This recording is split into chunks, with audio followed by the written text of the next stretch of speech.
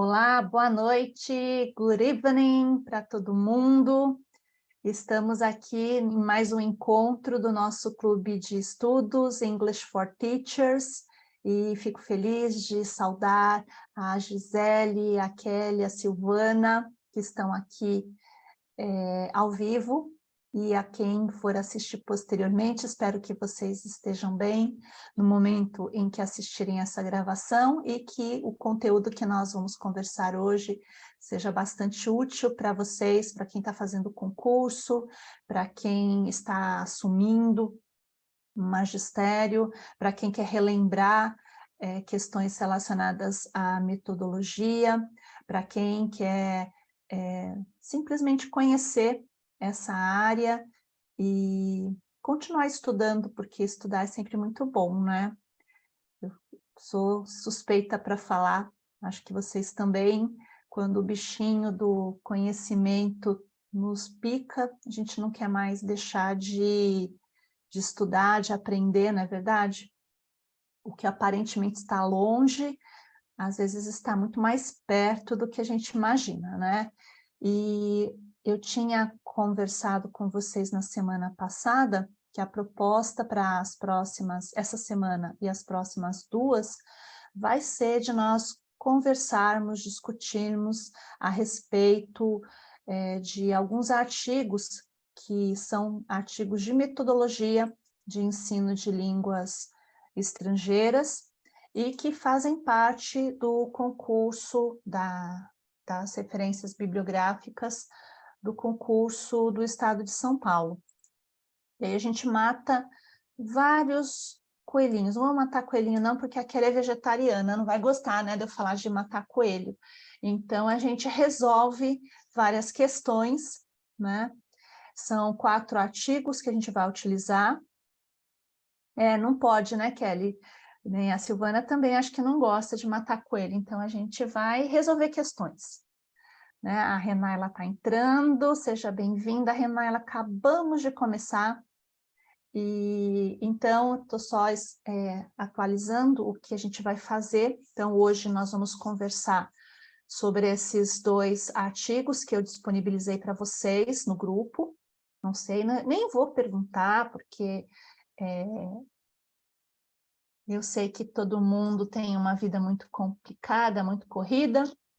Eu disponibilizei esses 2 artigos, um deles é o Ambientes Comunicativos para Aprender Língua Estrangeira, do professor José Carlos de Almeida Filho e da Rita Barbirato, e o outro é de Metodologia de Ensino de Línguas Estrangeiras, Perspectivas e Reflexões sobre os Métodos, Abordagens e o Pós-Método, e da Samira Jalil e da Leonilda Procailo. Olha só, a Silvana também é vegana, né? Você e a Kelly têm muitas coisas em comum, Silvana. Então não vamos matar ninguém, não vamos matar nada, né? Vamos matar só a nossa sede de saber. Essa a gente pode matar, né? Aprendendo, discutindo, estudando e tudo mais, né? Então, hoje são esses dois textos, e a semana que vem e na outra vão ser apenas um, porque são textos maiores, tá?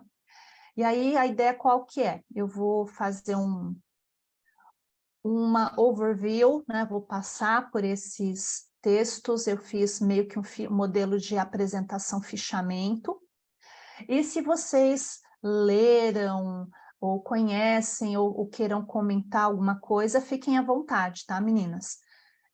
Aproveitem a oportunidade. A gente vai começar por ordem, simplesmente da ordem de que está no edital, com o texto do Almeida Filho, né, que fala sobre tarefas, né? E o que eu tentei fazer é pensar desses materiais informações diferentes das que nós já discutimos, algumas não tem como, né? A gente não tem como redescobrir a roda, porque os assuntos, muitos autores retomam, mas é sempre interessante perceber como, a partir de cada texto, a gente sempre tem algo novo e tem algo que se repete, né? E também, muitas vezes, a gente percebe linhas teóricas diferentes que estão ali presentes. Então, é importante discutirmos. E para quem vai fazer concurso, é importante vocês terem contato com esses materiais que estão na referência específica, porque muitas vezes as questões discursivas, elas usam informações presentes nesses textos, as questões objetivas também muitas vezes fazem relação. Então, se você... E é impossível, né? Em qualquer concurso público é muito difícil você conseguir ler toda a referência bibliográfica trazida pelo concurso. Então, conhecer autores-chave, textos-chave, a linha, né, como dizem, o espírito do concurso é muito importante para você conseguir resolver bem as questões, quer sejam discursivas, quer sejam questões objetivas. E aproveitando, né, fazendo um marketing, eu vou elaborar, né, eu comecei a anunciar pelas redes sociais ontem, uma oficina para trabalhar questões discursivas para concurso. Vão ser 2 encontros, assim como aconteceu para as videoaulas, a partir da semana que vem. Eu vou definir, fechar o horário, e mando para vocês pelo grupo, mando pelas redes sociais, quem quiser participar. A ideia vai ser ter um encontro em que minha proposta não é ensinar ninguém a escrever, tá? Porque, afinal de contas, nós estamos entre professores, vocês sabem escrever. Às vezes, o que nos faz não ir tão bem numa questão discursiva não é a questão linguística. Muitas vezes é a questão de olhar a questão pelo olhar do avaliador e também, a partir dessa percepção, organizar o texto de modo a cumprir o que você precisa cumprir. Mas a gente vai falar sobre isso na próxima semana, nessa oficina, então só estou fazendo aqui um anúncio, fazendo spoiler, e eu vou divulgar isso ainda nessa semana pelas redes sociais e pelo grupo também, tá bom? Então, aqui, começando por esse texto, né, Ambientes Comunicativos para Aprender Língua Estrangeira, eu vou seguindo, tem vários slides, mas eu vou passar por alguns mais rápido do que por outros, e se alguém tiver no meio do caminho alguma pergunta, alguma dúvida, é só ou usar o microfone ou digitar aí no chat, tá bom?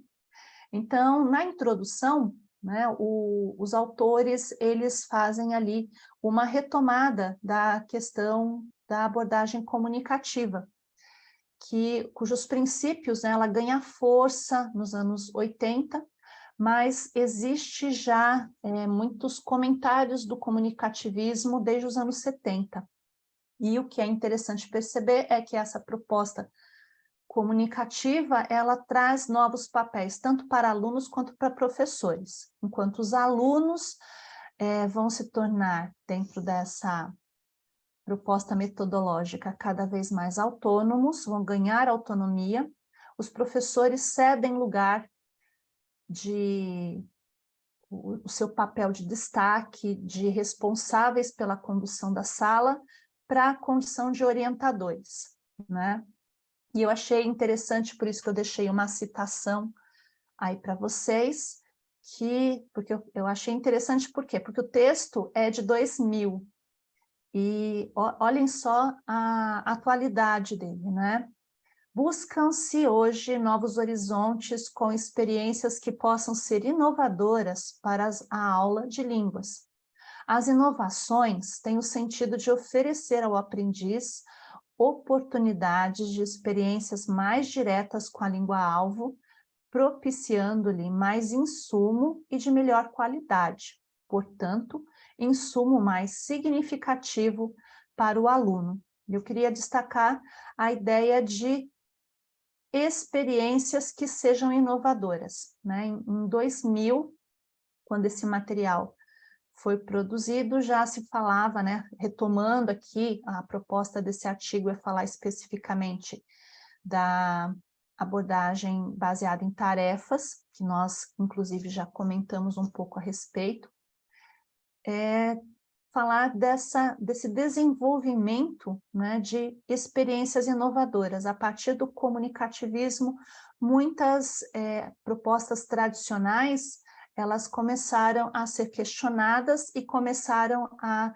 ceder lugar para modificações de perspectivas, mas isso exige que esses novos papéis, eles possam ser não apenas vistos, mas entendidos e experienciados, né? O que, infelizmente, ainda nós vemos no nosso país é um descompasso muito grande entre as teorias que são trazidas, que são discutidas, que quando você faz a sua licenciatura, você aprende, ou faz um curso, faz a sua pós-graduação, nós aprendemos, mas na hora que a gente vai para a sala de aula, parece que tudo isso é deixado do lado de fora, né? Nós fechamos a porta e voltamos para a nossa zona de conforto desconfortável, né? Mantendo práticas que não servem mais para uma sociedade que mudou. E muitas vezes a escola, e quando eu falo de escola, não é só a escola, é o professor também, ele precisa mudar. Nós estamos vendo características dessa mudança nos próprios concursos que estão surgindo, nas demandas que esses concursos trazem, nas bibliografias que eles trazem, e apesar de tudo isso, eu percebo isso muito fortemente, a dificuldade, a resistência que os professores têm de cumprir essas, não funciona, isso não serve, isso, aquilo, aquilo outro, e é lógico que muitas dessas teorias precisam ser adaptadas, mas a gente precisa olhar e tentar extrair delas o que funciona, não simplesmente dizer que elas não funcionam, que são apenas teorias, né? Então, esse olhar aberto para a mudança, para o novo, para novas experiências, do viver, do experienciar, não é só para o aluno, eu acredito, acho que já falei isso mais de uma vez aqui, o professor tem que ser o primeiro a mudar, né? Senão a gente vai sempre repetir os mesmos erros, né?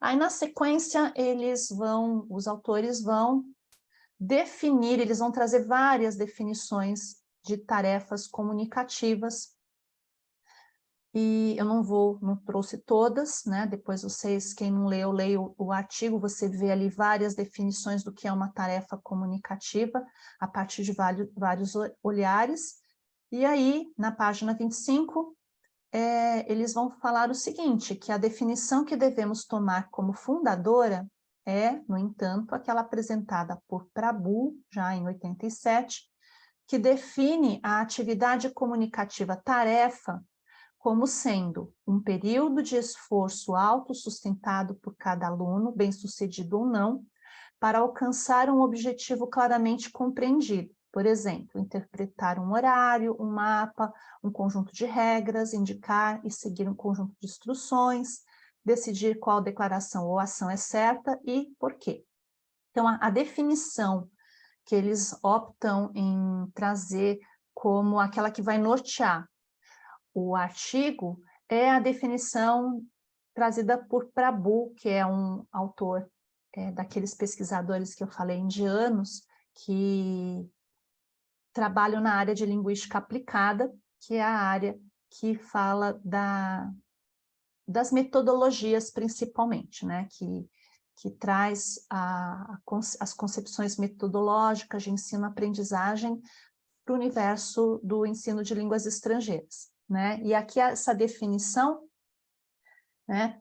A tarefa é dentro do comunicativismo, dentro da aula comunicativa, ela envolve, um período, primeiro, uma tarefa, a gente vai ver mais para frente isso, uma tarefa não é algo que você resolva em uma aula, é um pouco diferente de atividade, ela está contida no conceito de atividade, mas a tarefa, ela é algo que você precisa realizar numa sequência de aulas, então não tem tarefa de uma aula, né? Por exemplo, vamos fazer um exercício. Fazer lição não é tarefa, dentro desse contexto. É atividade, né?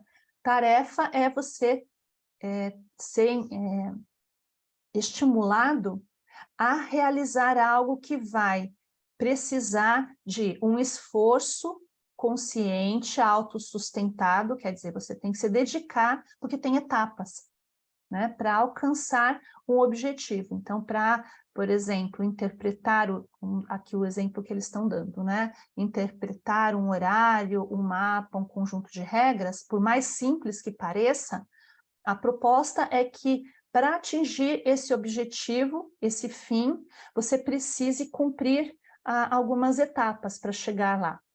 Desenhar, entender, analisar, ver como é que funciona, enfim, né? Então, esse é o conceito de tarefa comunicativa. Ok, meninas?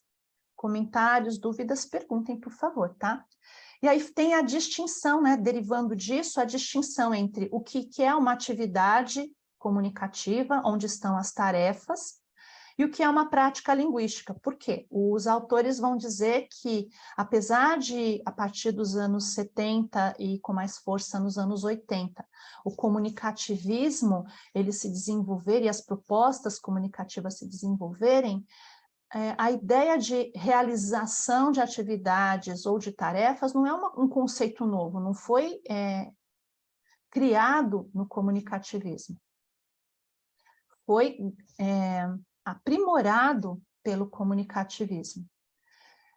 E muita gente, e ainda hoje isso acontece, muita gente chama de atividade ou tarefa comunicativa, o que na verdade é uma prática linguística. Então aqui eu acho que essas duas definições são importantes, né? A tarefa ou a atividade comunicativa é caracterizada por ações em torno de tópicos e temas que envolvem o aluno em uma comunicação autêntica.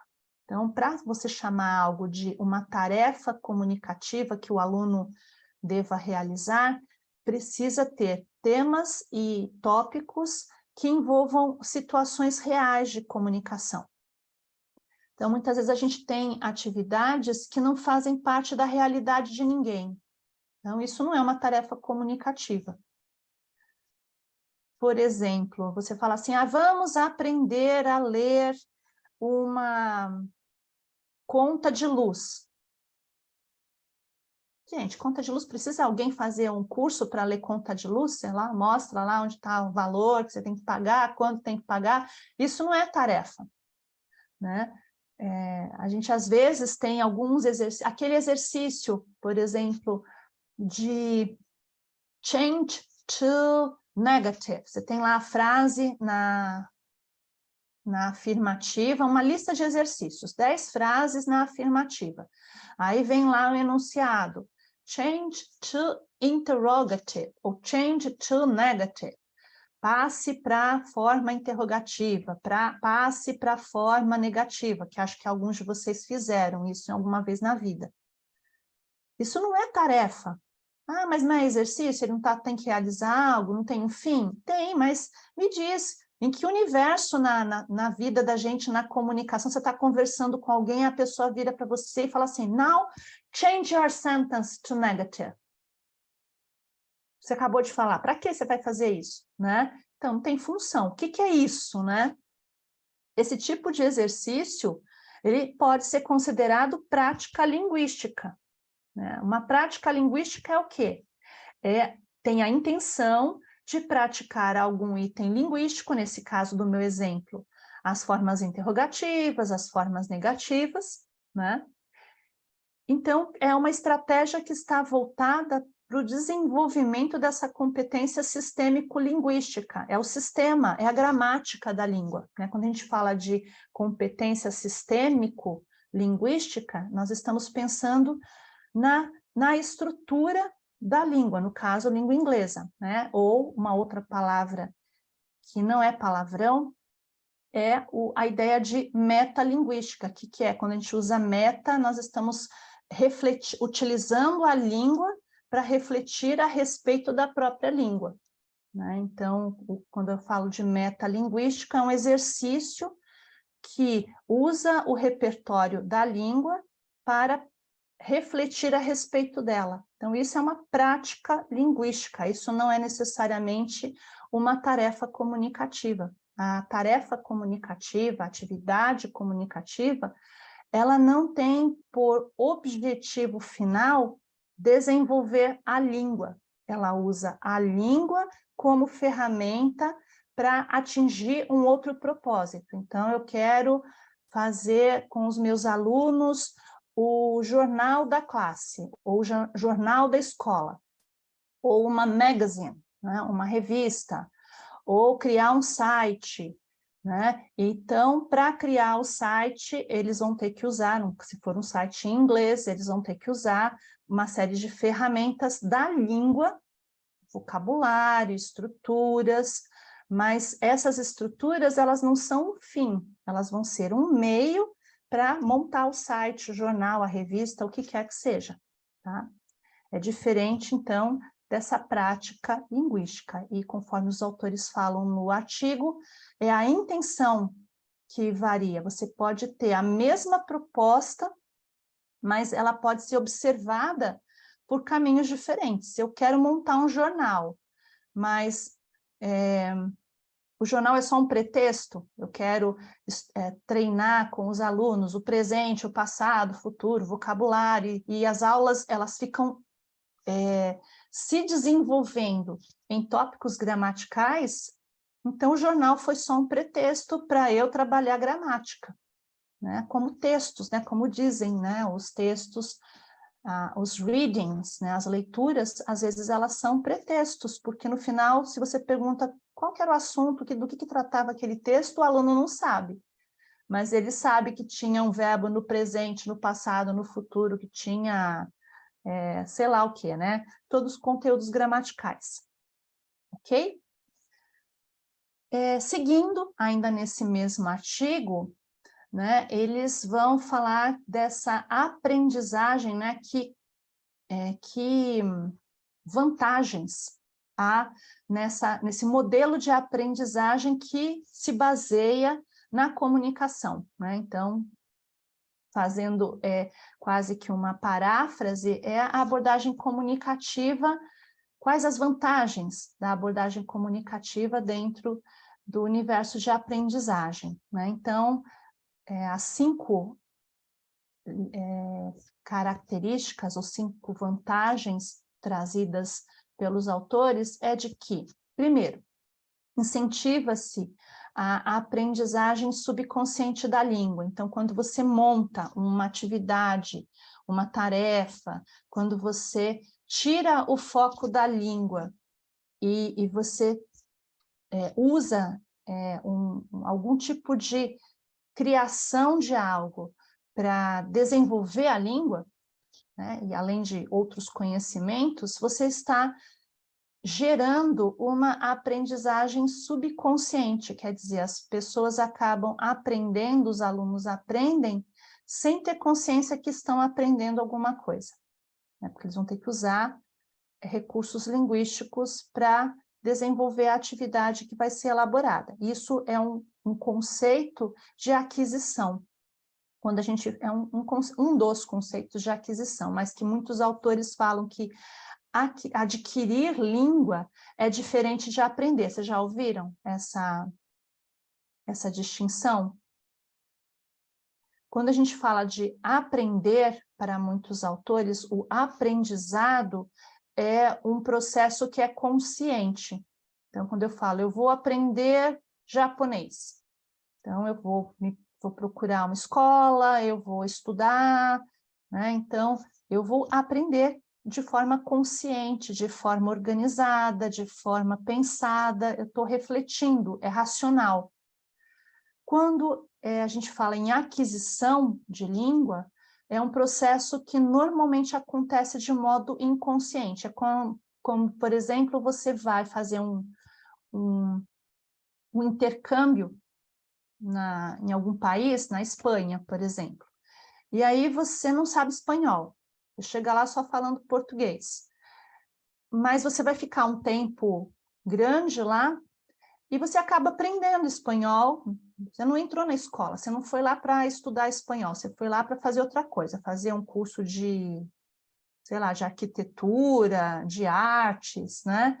Mas você está convivendo com gente falando em espanhol, você tem que conversar com as pessoas na rua, comprar comida, se relacionar, e de repente você aprende, entre aspas, o espanhol sem se dar conta.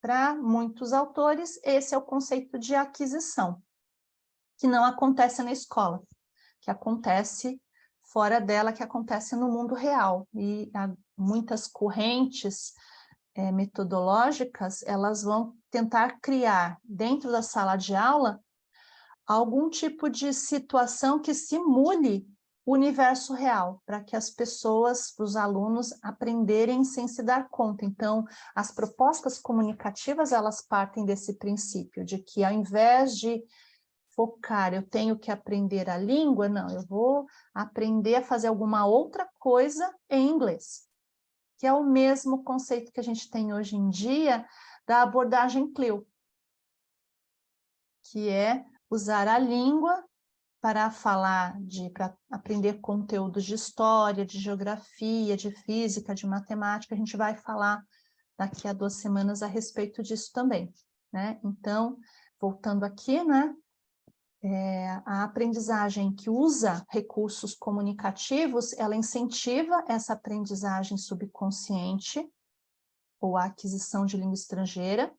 Ela foca no significado da mensagem e não no código. Então, quando você não fica prestando atenção ali, se você está, eu coloquei o auxiliar, eu coloquei o verbo na forma certa, está antes, está depois, onde fica o adjetivo. A gente não está focando no código, a gente foca na mensagem, é se comunicar. E provavelmente, num primeiro momento, não é se comunicar do modo mais perfeito, mais gramaticalmente adequado, mas se comunicar, como acontece quando uma criança está aprendendo a falar. Ela não fala certinho, ela erra, ela conjuga o verbo errado, eu fazia, e aos pouquinhos ela vai aprendendo. Então, a ideia do comunicativismo é que o que importa é a mensagem, é você se fazer entender, e não necessariamente a precisão do código, pelo menos no começo, né? Além disso, né, essa proposta oportuniza o contato do aluno com a totalidade da língua. Então, a língua não é vista em blocos, mas você vê o todo da língua, porque é bem comum quando a gente está aprendendo um idioma. Vocês já pegaram aqueles readers, aquelas leituras simplificadas? Aqueles livrinhos, então você pega uma obra clássica, por exemplo, Moby Dick, né? Tem 500 páginas, 600 páginas o livro, aí você vai ler o Moby Dick num reader, é uma leitura de, às vezes, 20 páginas. O que eles fazem? Eles simplificam, eles diminuem, não é só um resumo, é um resumo simplificado, com vocabulário mais fácil, atualizado, estruturas menores, né? Então, quando se trabalha com foco na língua, tenta-se facilitar o contato do aluno em etapas, né? Facilitando a compreensão dele. Dentro das propostas comunicativas, isso não acontece, porque na prática, na realidade, a gente não tem simplificação. Você vai ouvir uma música, você tem recursos, alguns aparelhos, alguns aplicativos, você até consegue deixar mais lento para você ouvir melhor, mas não vão simplificar ali, escolher outra palavra. Você fala, não gostei dessa palavra, eu não sei o que significa, eu quero uma mais simples, uma mais fácil. Não é assim, né? Você está conversando com alguém, você não aperta a tecla SAP da pessoa para ela falar mais devagar com você, ou ela não usar gírias, não usar expressões que você não conhece, né? Então, essa oportunidade com a totalidade da língua, que também tem relação com o outro item, né? A simulação de atividades que acontecem, que poderiam acontecer no universo de comunicação real. Então, o aluno que vai trocar mensagens com outras pessoas por redes sociais, né? Você não vai ter na rede social os caras escrevendo tudo bonitinho, tudo certinho, eles vão usar um monte de expressões próprias, gírias próprias das redes sociais, né? Então, a ideia de tarefas comunicativas, ela ganha força nesse universo que a gente vive hoje em dia, que os nossos alunos vivem, né? Você não vai pedir para o aluno ler bula de remédio, você vai pedir para o aluno se comunicar nas redes sociais, montar sites, montar vlogs, blogs, sei lá o quê, né? Cada dia que passa aparece uma coisa nova, né? Fazer vídeo no TikTok e assim por diante, né? Além de que, em muitos casos, o comunicativismo possibilita experiências com falantes, né? O contato com o outro, que pode ser nativo ou não, né? Então, é uma troca, né? Você não vai apenas ler um diálogo, você vai fazer parte desse diálogo, certo? Algum comentário, alguma pergunta? Estou vendo a Gisele, acho que está acompanhando ali os artigos, né? Você marcou, né, Gisele? A Gisele é fogo, essa menina não perde uma coisa, ela está sempre lá, né? Que bom, fico feliz. Se tiverem perguntas, podem perguntar, tá? Aqui tem a distinção, né? Tem no artigo, eu tentei até usar, mas eu não consegui copiar o gráfico que eles montaram. Eles montam um gráfico, né? Que as atividades, elas são um guarda-chuva, né? Então, o termo, a palavra atividades, ela é o termo mais abrangente e geral, um grande guarda-chuva, por quê? Inclui todas as ações que podem ser realizadas em sala de aula, tanto aquelas que são relevantes, que são significativas, quanto aqueles exercícios de change to interrogative, né, que acabam sendo irrelevantes dentro de um processo comunicativo. Além também de ferramentas que têm por foco o trabalho com a forma linguística, com as estruturas gramaticais, com a sintaxe, morfologia, essas coisas todas. As tarefas, elas estão dentro das atividades, né? Mas elas promovem ambientes figurados, ficcionais, com foco no uso da língua-alvo para a construção de sentido, né? Então, falar de tarefa é pensar no foco, no uso da língua, né? No para que serve, e não apenas no para que serve, mas que uso se faz da língua para construir sentido, né? Por muito tempo eu tive muita dificuldade de entender a diferença, deixa eu só tirar aqui o áudio,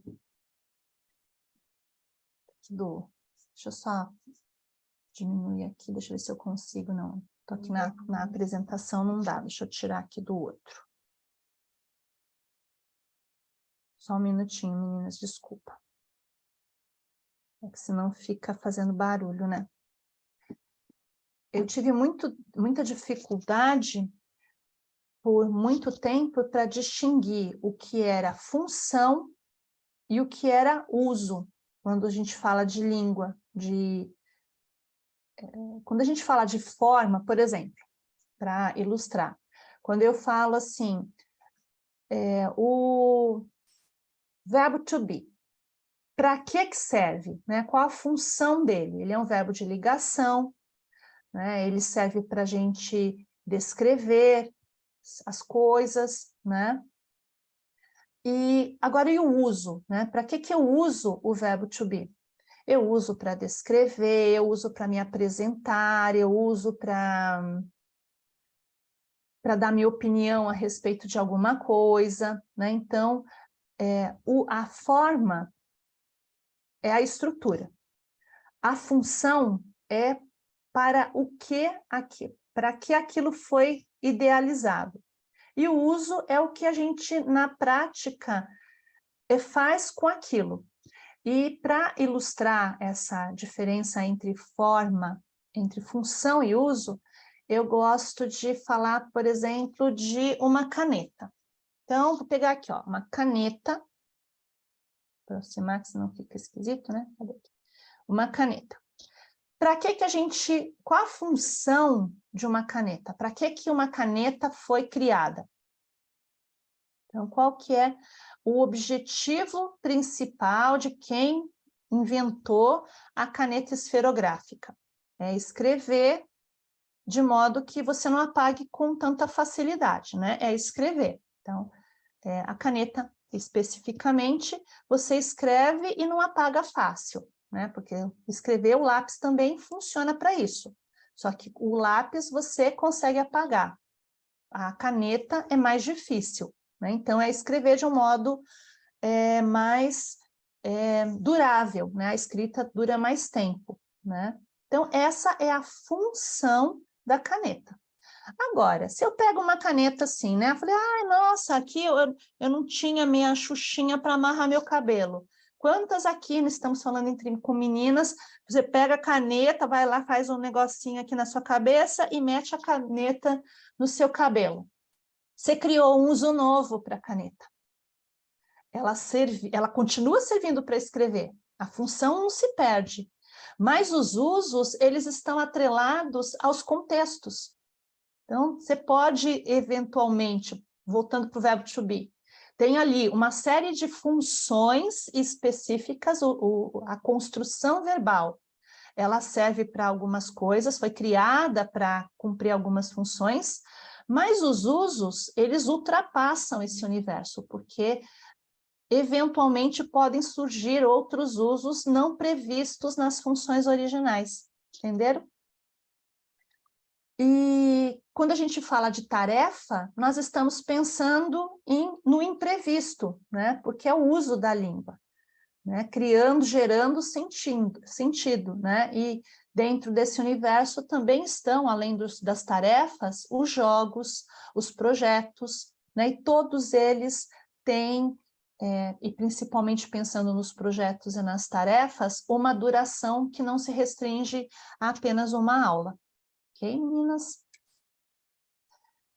Quais são as características, né? O que é necessário, de acordo com os autores, que haja para que algo seja chamado de tarefa comunicativa? Primeiro, ter um propósito comunicativo, e não apenas um objetivo linguístico. Então, você vai fazer o jornal da turma, não é para que eles utilizem adjetivos, ou para que eles escrevam no presente, no passado, no futuro, não sei.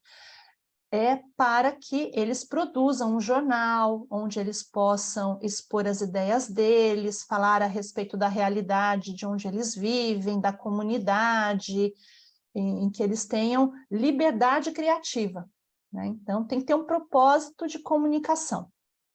Ou eles querem fazer um jornal investigativo, falar dos problemas da comunidade, então tem que ter um propósito.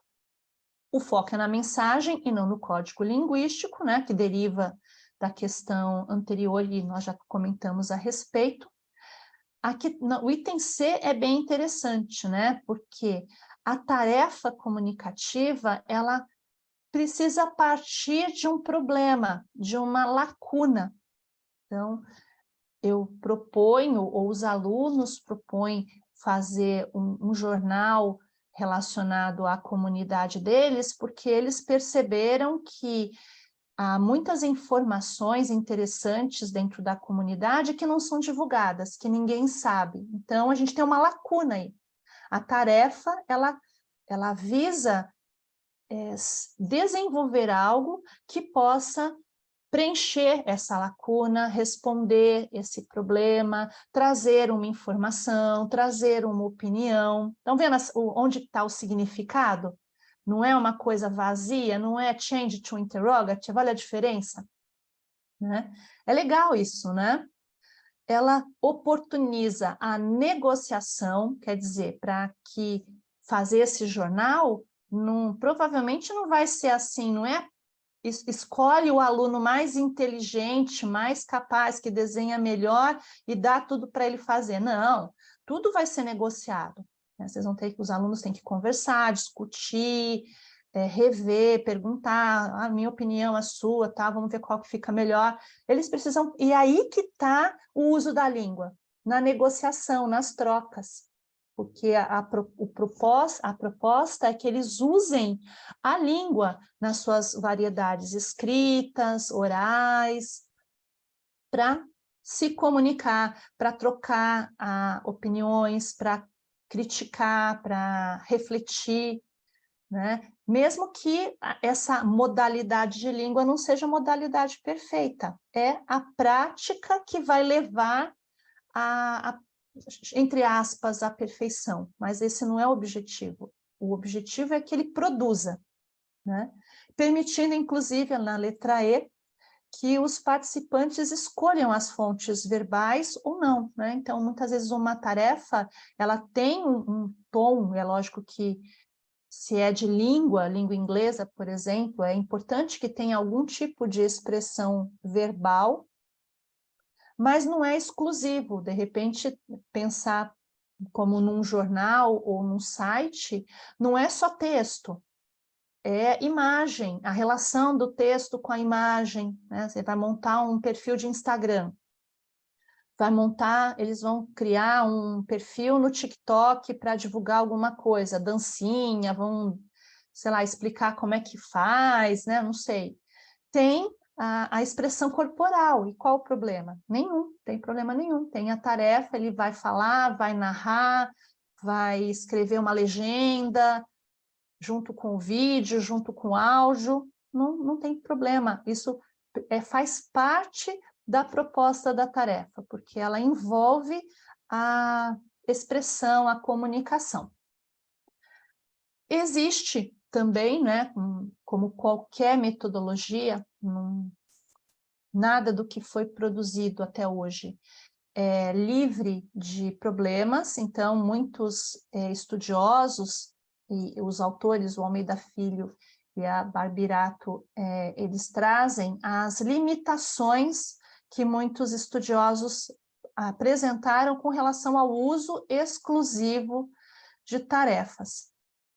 Eu, particularmente, eu sou uma fã enorme da proposta de tarefas comunicativas, né, do task-based. Quem foi meu aluno sabe que eu sempre usei, sempre tinha que fazer alguma coisa, né, produzir um guia da Zona Leste, produzir uma biografia de alguém não famoso, né, fazer uma comparação entre tradução de uma obra escrita em português para tradução para inglês, enfim, eu fiz sempre, durante o meu percurso na universidade, muitas atividades que envolviam tarefas, nem sempre os alunos se aperceberam, mas sempre tinha alguma, mas não dá para você só trabalhar com tarefas, né? Então, a maioria das críticas está relacionada a isso, né? Que não dá para você querer que os alunos só aprendam por tarefas. Ela é uma ferramenta, mas ela precisa ser combinada com outras coisas, né? Então, quais são as críticas? Primeiro,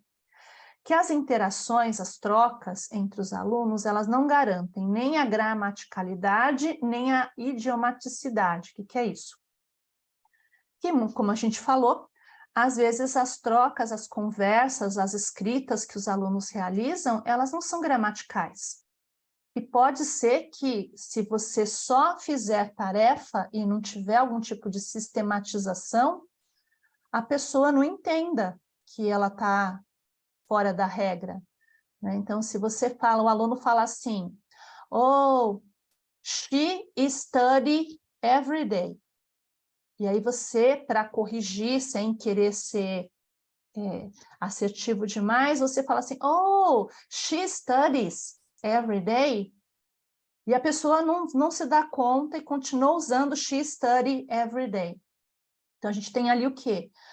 Uma quebra, uma ruptura da gramática, né? Então, às vezes, as interações, sabe aquela coisa que tem gente que você tem que desenhar, escrever, bater na cabeça, né? Abrir a cabeça para a pessoa entender, e às vezes nem assim.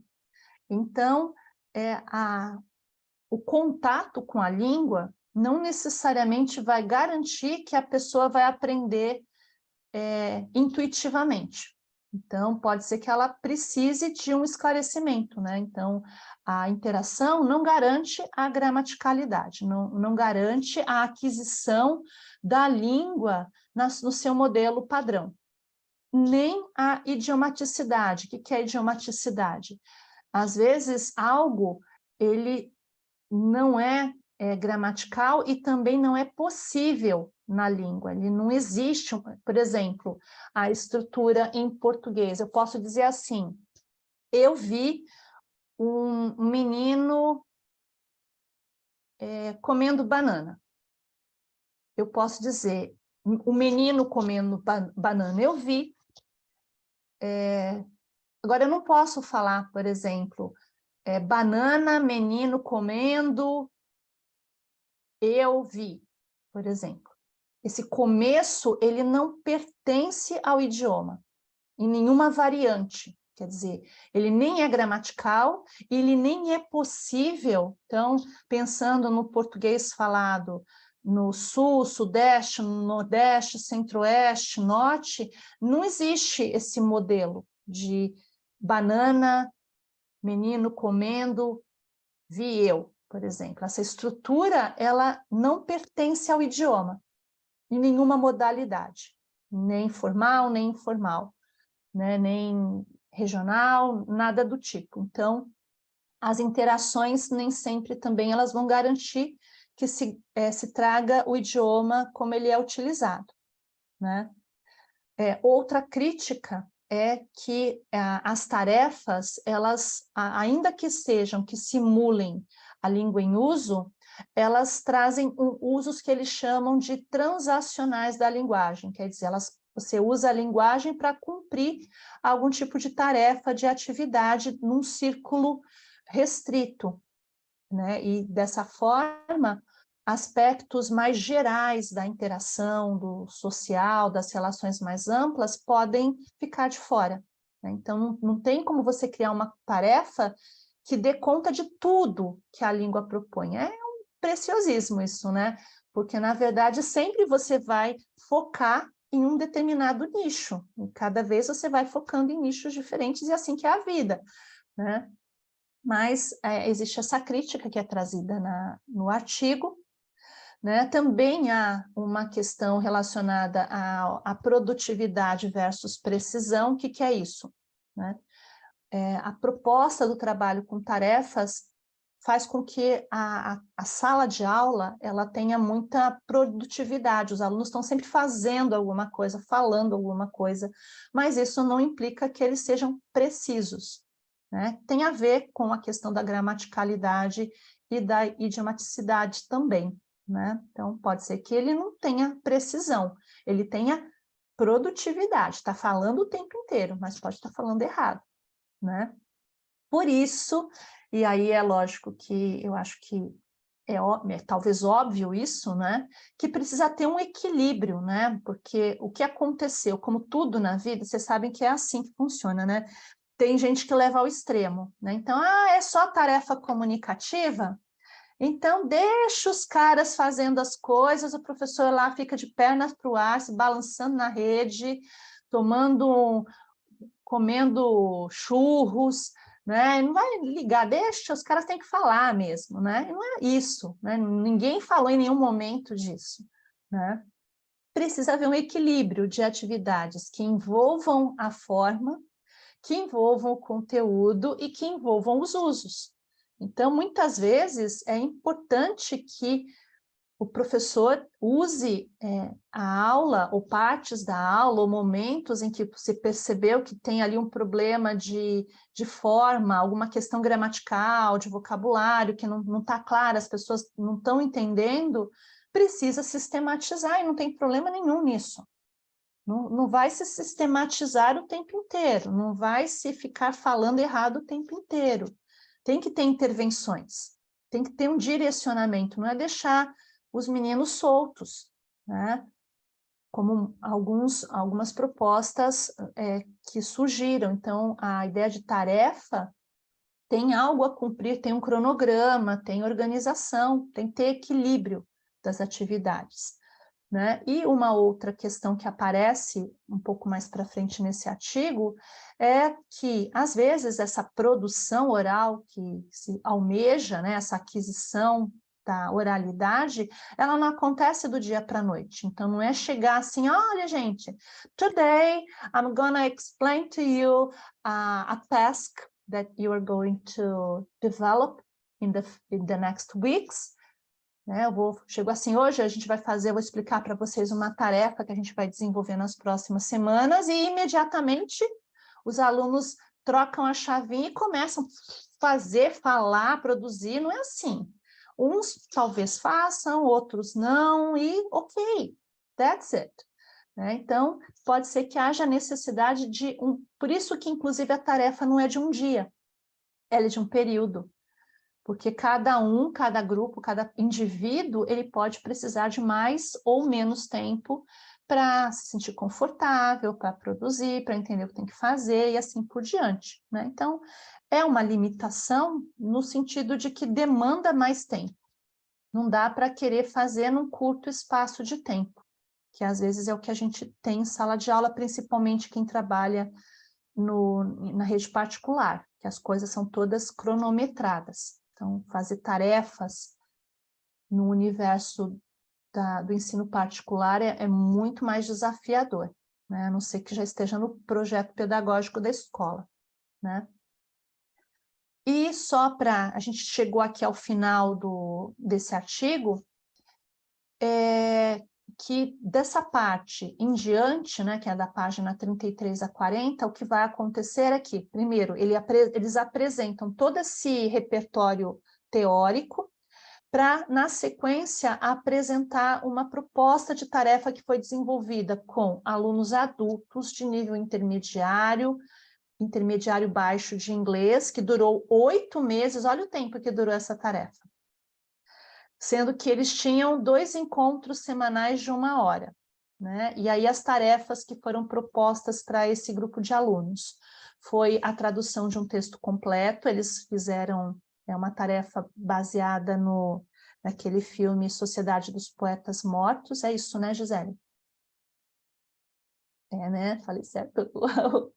Eles tinham que traduzir ali uns poemas presentes nesse filme, e depois também fazer uma reprodução de uma conversa gravada, recontando, né? Fazendo ajustes e recontando essa conversa gravada. Então, a parte final do artigo, ela exemplifica como aconteceu essa tarefa, né? Então, ela traz ali, mostrando que aplicaram e como é que foi, e o que aconteceu, o que não aconteceu.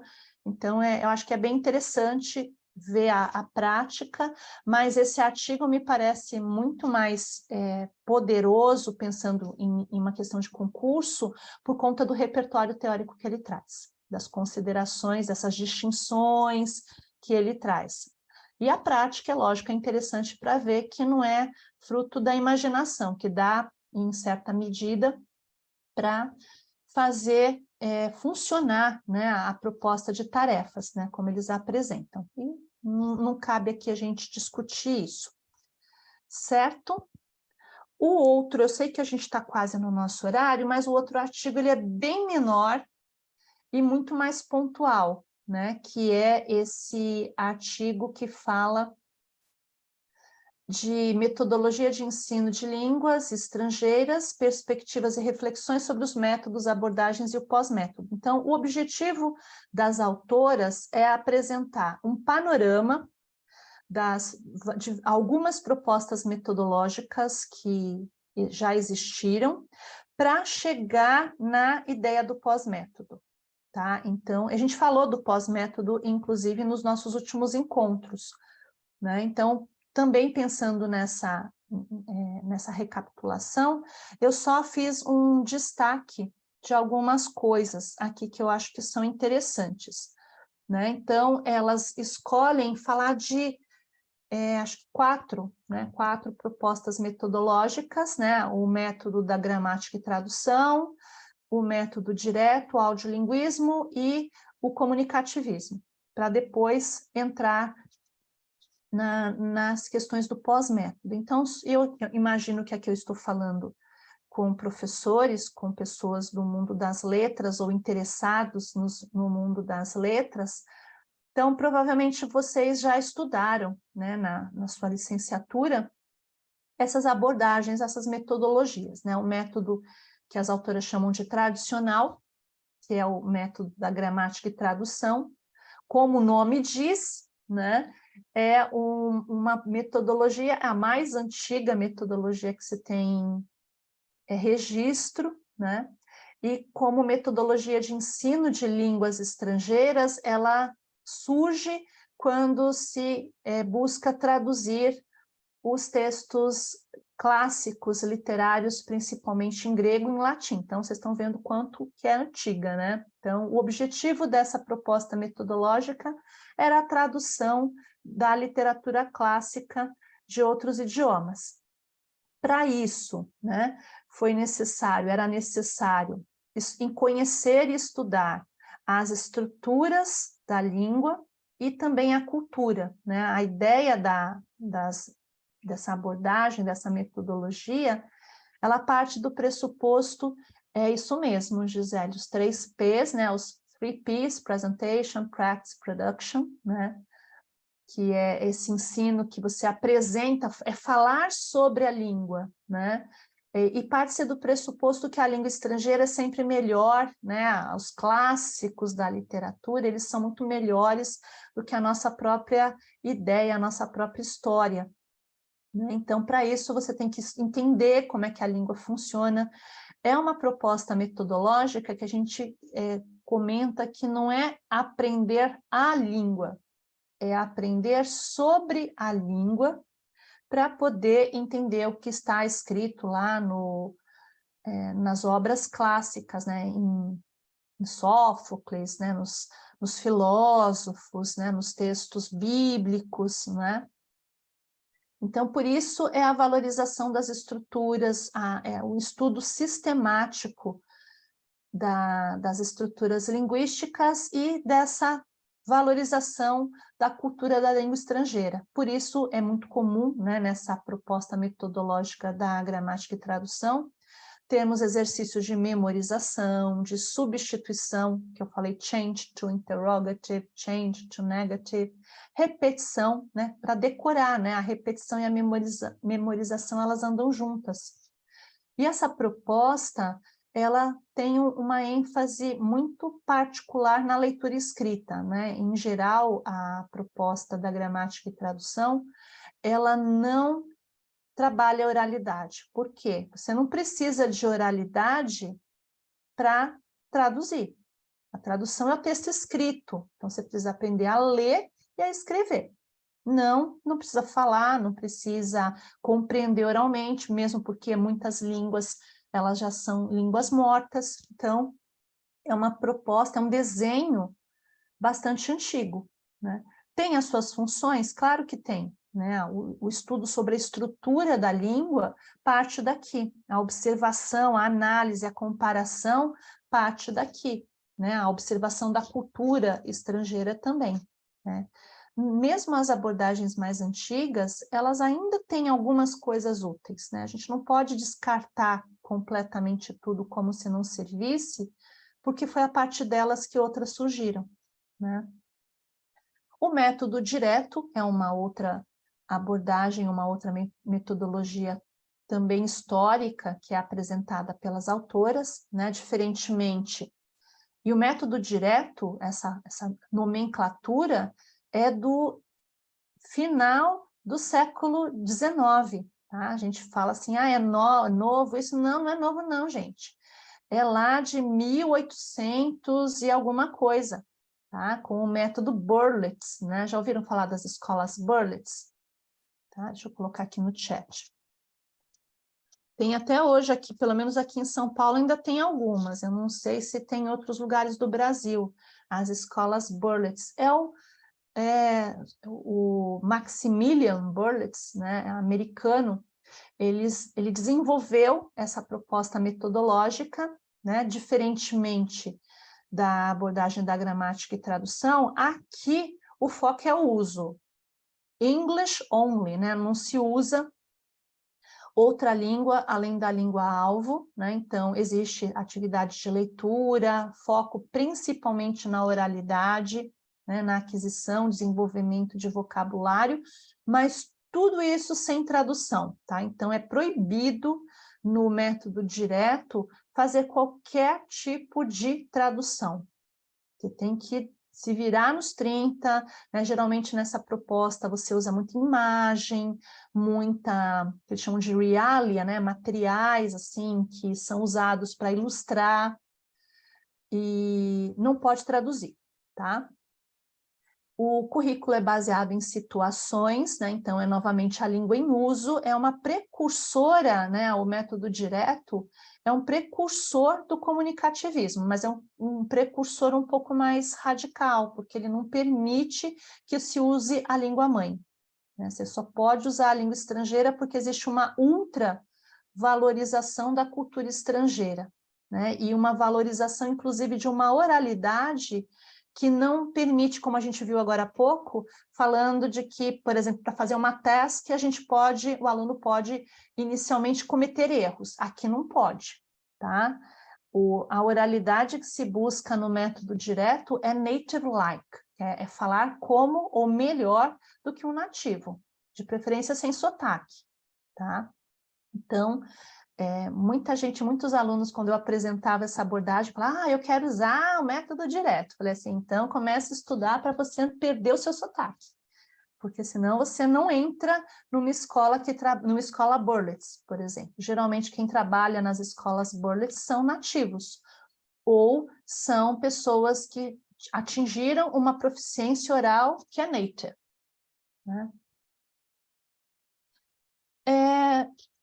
Ótima pergunta, Gisele. Quando a gente fala de estruturas gramaticais estudadas de forma indutiva, é o uso na prática. Sim, quando a gente fala de gramática apresentada de modo indutivo, é de modo indireto, quer dizer, nessa proposta metodológica, você nunca vai ter a regra gramatical. Você vai ter o uso da língua. E a partir do uso se espera que o aluno entenda a regra. Agora imagina só que difícil que é. Se o aluno não entender a explicação do professor que tem que ser na língua-alvo, ele vai ficar sem entender, porque não pode traduzir e não pode explicar. Então, quando vocês virem, né, a informação de que esse ensino ele é indutivo, significa que a gente parte do uso para que esse uso exemplifique a regra, mas não se explica, principalmente no método direto, a regra. O oposto de indutivo é dedutivo, né? Então, se eu falo de ensino, vou colocar aqui no chat também, dedutivo, eu estou falando de algo que parte da regra, como acontece lá na gramática e tradução, da regra para o uso. Então, vamos estudar o verbo to be para aprendermos a descrever situações. Então, eu vou lá. I am, you are, he is, she is, it is. Treina pra caramba e depois a gente contextualiza. Na forma indutiva é o contrário. Você parte do exemplo e depois você vai levando a contextualização gramatical. Em algumas abordagens, no método direto, essa contextualização ela vai acontecer na língua-alvo. Então, talvez fique mais difícil para o aluno entender, né? Não são todos os alunos que vão entender, e tem coisas que é muito difícil explicar na língua-alvo, né? Principalmente quando o aluno está começando, né? Então, é bacana, é legal, é lindo, maravilhoso, mas talvez não seja bom para todos, né? Tudo bem? Respondi sua pergunta. Se alguém tiver uma outra pergunta, pode fazer, tá? Seguindo, a gente tem o audiolinguismo, né? O audiolinguismo foi uma proposta metodológica que se estendeu por muito tempo, né? O audiolinguismo também é oral, ele também, pensando aqui na proposta de ensino, ele é indutivo, é um ensino indutivo. O audiolinguismo, ele surgiu no pós-guerra, depois da Segunda Guerra Mundial, naquele período de espionagem. Então, tem alguns autores que vão chamar o método audiolingual de Army Method, o método do exército. Porque nessa época, muitos linguistas, isso daqui é tudo dos Estados Unidos, tá? É uma proposta americana. Army, estou colocando aqui no chat. Method, né, que é um método militar do exército, né? Então,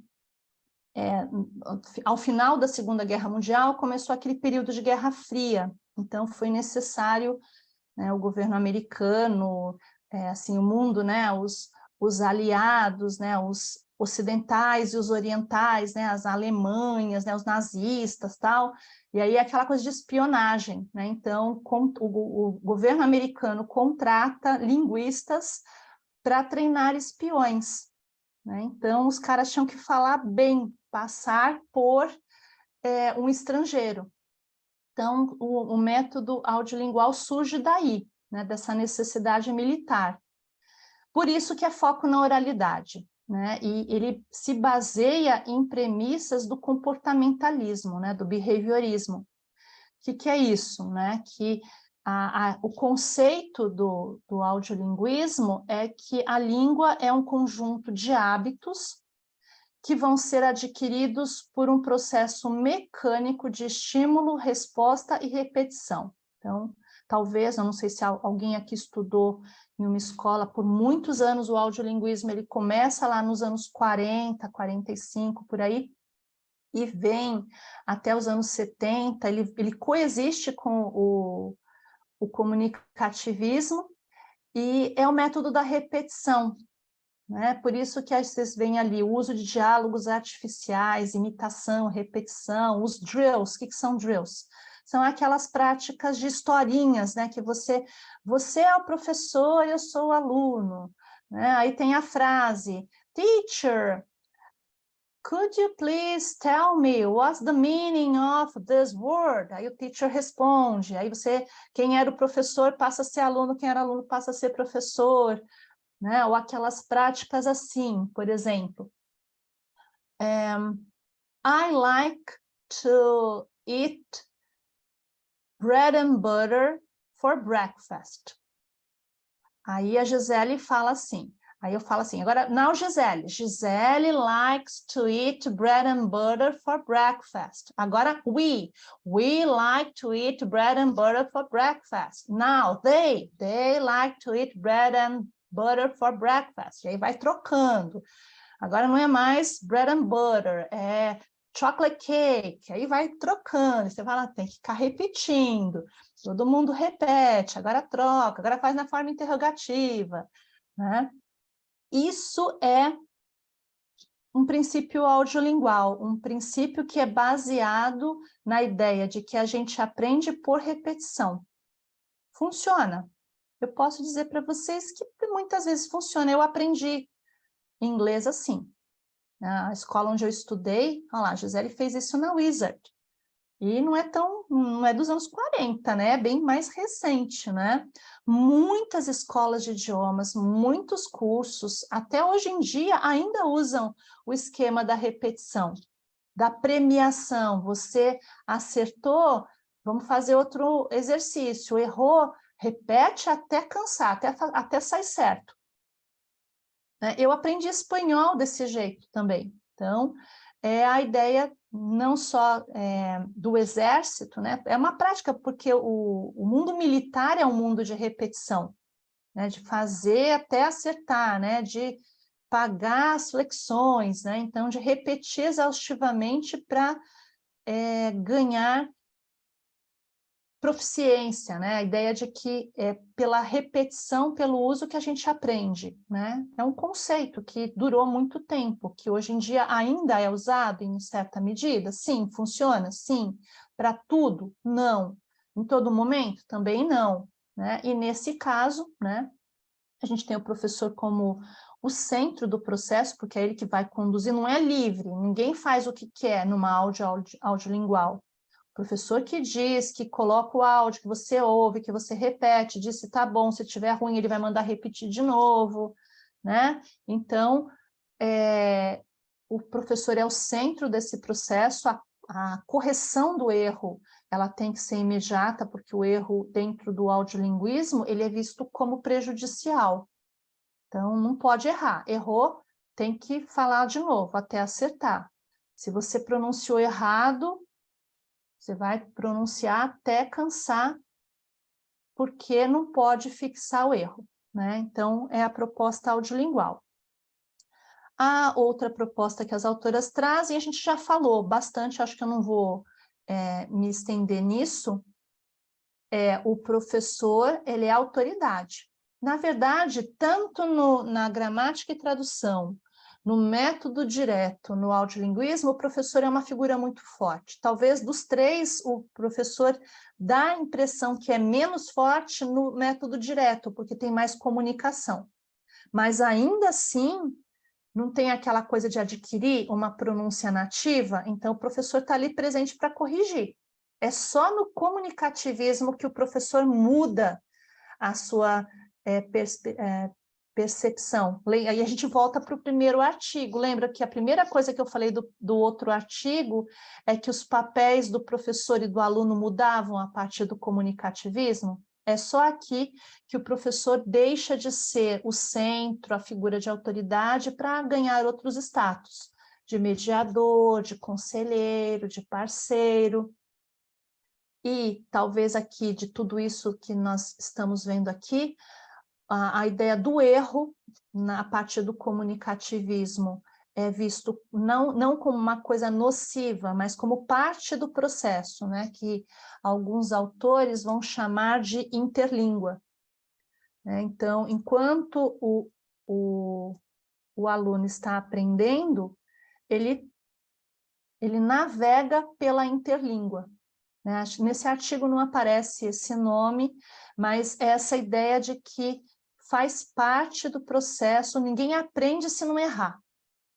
Então, se você, é a partir do erro que você, do reconhecimento, da identificação, da negociação do erro, é que você galga, né? Você adquire a língua. Enquanto isso, você está na interlíngua, no meio do caminho, né? E as autoras falam de algumas competências comunicativas além do linguístico, né? Então, elas vão falar que o que é ser competente comunicativamente? Não é só dominar e falar bem, é ter um conhecimento cultural, então existe uma competência relacionada à cultura, né? A cultura, ao universo onde aquela língua acontece, ao conhecimento sociolinguístico. O que é isso? É principalmente relacionado à questão de registros, de você entender que, por exemplo, em algumas situações, falar de um jeito é formal demais, é informal demais, né? A competência de entender que tem níveis diferentes de língua, adequados a cada situação comunicativa, que tem relação com a questão discursiva, né? A competência comunicativa envolve o discurso, envolve entender que nós temos gêneros de textos diferentes, e em cada língua, esses gêneros eles têm características diferentes. Hoje eu estava conversando com uma aluna, e ela é brasileira, mas ela morou muito tempo nos Estados Unidos, e estamos praticando as questões discursivas, porque ela vai prestar o concurso aqui, né, em São Paulo. E a grande dificuldade dela agora é entender que um texto dissertativo em português, ele tem exigências que um texto dissertativo em inglês não tem. Por exemplo, a gente usa muito mais marcadores argumentativos, frases elaboradas, dessa forma, portanto, todavia, né? E a gente gosta de colocar isso e fazer todas aquelas, sabe, aquelas coisas. O nosso texto acadêmico, ele é elaborado. O texto, no inglês, mesmo acadêmico, ele é mais direto. E aí o texto dela ficou muito direto. Eu falei, então, tá faltando, você precisa agora dar uma floreada aqui, fazer as amarras. Isso é um conhecimento, uma competência comunicativa discursiva. Entender que os determinados gêneros, eles têm características diferentes em línguas diferentes, né? E elas falam de competência estratégica, que é quando você não sabe alguma coisa, tentar encontrar na língua um recurso para dar uma volta, sabe aquela coisa assim, por exemplo, em português, você não conhece uma palavra, você procura um sinônimo, você encontra um outro jeito de dizer o que você quer fazer, mímica, então a competência estratégica, ela é também cultural, ela varia de idiomas para idiomas. Se eu faço isso daqui em inglês, né? Não tem problema. Se eu falo em português, antigamente isso aqui era palavrão. Hoje acho que nem sabem mais, né? A galera nem sabe o que significa, mas antigamente era palavrão. Você falava assim, ó, para você. Era palavrão em português. Em inglês nunca foi, né? Isso é uma competência estratégica que eu tenho que saber que em cada idioma funciona de um jeito, né? É um pouco cultural, é um pouco de tudo, né? E isso é o comunicativismo. E aí, só para terminar, meninas, nossa, hoje vai dar 1h30, tá? Espero que vocês não estejam com muita fome, mas a gente está terminando, tá? Eu acho que vale a pena, né? Para chegar, as autoras querem chegar no pós-método, né? E o que eu acho que é importante, a gente já falou do pós-método não é método, é um olhar relacionado à metodologia que faz o quê? E elas vão enfatizar isso, né? Que vou até ler, né, essa citação que eu extraí direto do material desse artigo, né, que elas vão dizer assim: assim sendo, além da simples escolha ou mudança de método, pode-se abrir uma discussão para análise acerca das diferentes propostas que influenciam o ensino de língua estrangeira, e indagações que devem fazer parte das ações diárias do professor, com o intuito de se tornarem mais críticos e conscientes daquilo que realizam. Quer dizer, com outras palavras, as autoras estão falando algo que a gente já falou mais de uma vez, que quando se fala em pós-método,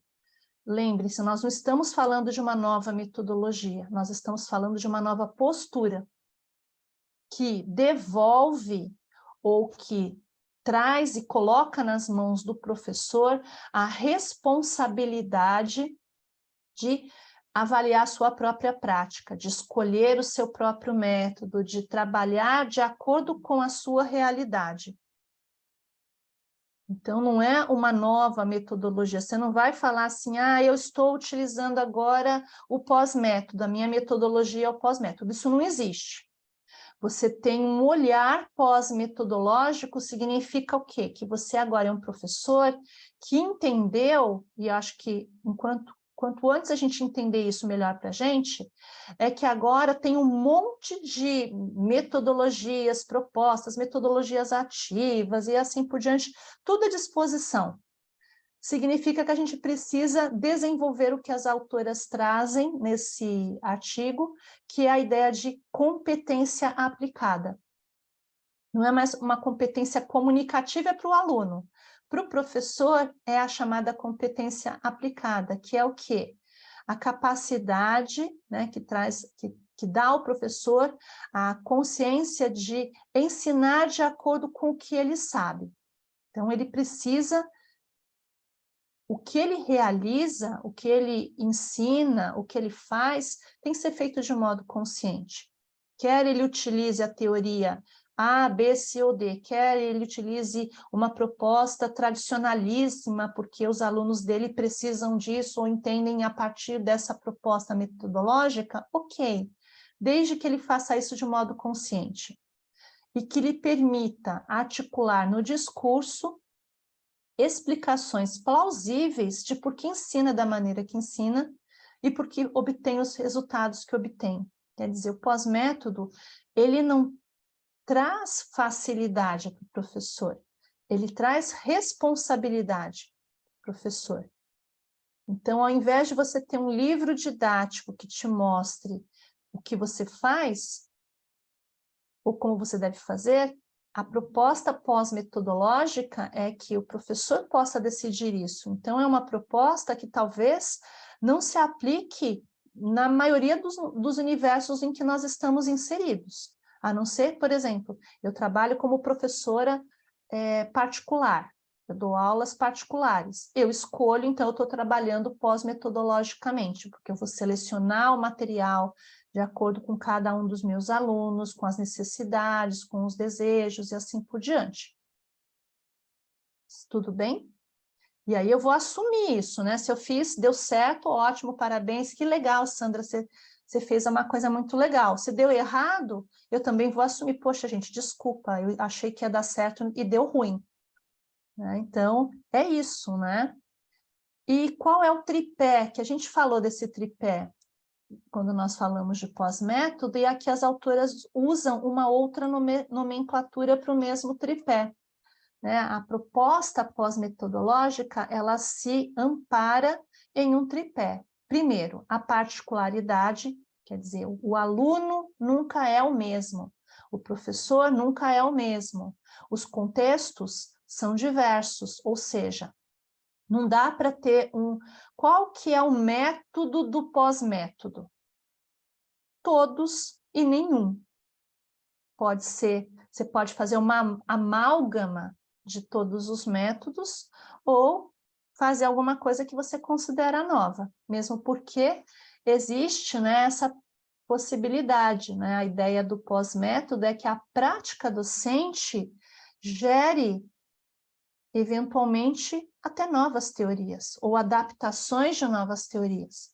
Então, quando eu digo, por exemplo, que eu gosto da abordagem baseada em tarefas, mas eu a utilizo do meu jeito, com as características dos meus alunos, as necessidades deles, eu estou criando, ou estou adaptando uma teoria às minhas necessidades, que estão voltadas para a prática que eu realizo com os meus alunos. Não significa que eu estou inventando alguma outra coisa. Né? Não tenho tempo para isso, tem muita coisa boa para ir para eu inventar uma nova. Mas eu adapto, eu aproveito, eu pego um pouquinho de uma coisa, um pouquinho de uma outra, né? De acordo com a necessidade e a partir da prática. Né? E a última informação que elas chamam de possibilidade, né? Que é uma visão bastante freiriana, né, baseada em Paulo Freire, que é a ideia de que a sua prática, ela não pode, como ela não está descontextualizada, ela tem que ser transformadora. E aí a gente volta para aquela história das tarefas, dos projetos, porque um projeto, uma tarefa comunicativa, ele não tem que fazer sentido, não tem que ser significante. A ideia pós-metodológica é que, independente da metodologia que você utilize, das adaptações que você faça, ela tem que gerar algo que seja significativo para o aluno. Ele não vai estudar inglês simplesmente porque ele está com tempo livre. Ele vai estudar inglês e realizar alguma coisa porque ele quer conquistar algo com a língua. Ele quer conseguir um trabalho melhor, então o inglês que você vai ensinar para ele não é aquele inglês do cotidiano, do livro didático. Ele vai precisar de um inglês que cumpra uma função para transformar a realidade dele, para modificar a realidade dele. É bonito isso, né? É poético, né? O pós-método. Particularmente, eu não sei se ele pode ser utilizado na realidade que nós temos com governos, instituições, definindo o que a gente tem que fazer. Mas é uma perspectiva de trabalho, né? De saber que quando você fala em pós-método, você está dando ao professor autonomia. não sei se é o que nós temos, não sei se é o que o governo do estado de São Paulo traz, não sei se é o que a BNCC traz, mas a gente precisa saber o que é, né? E esse artigo, ele elucida isso para a gente. Tudo bem, meninas? Desculpa por invadir 30 minutos da noite de vocês, mas eu acho que era o que eu queria trazer, né? Acabei falando demais, aqui estão as referências, depois eu deixo a gravação para vocês. Se tiver alguma... Obrigada, Silvana, pelo... Eu também acho que é um tempo bem investido, não falo demais, mas acho que é importante. Espero que tenha sido útil. Se tiverem alguma dúvida, algum comentário, depois quiserem deixar alguma mensagem ou me mandarem uma mensagem, fiquem à vontade, tá bom? Obrigada pelo carinho, pela participação e até a semana que vem. Depois eu coloco o texto da semana que vem, que é um artigo só, tá? Eu vou tentar ser mais sucinta. Boa noite, bom descanso e até a próxima semana, se Deus quiser. Um beijo no coração de vocês. Até mais.